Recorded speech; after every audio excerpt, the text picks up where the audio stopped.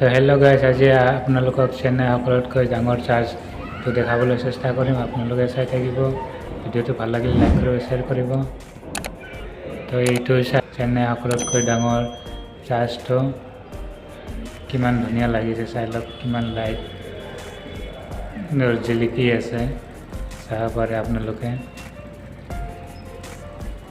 এইটো first time আহিলোঁ, আপোনালোককো দেখাম বুলি ভাবিলোঁ, সেইকাৰণে ভিডিঅ'ৰ দ্বাৰা দেখালোঁ আপোনালোককো।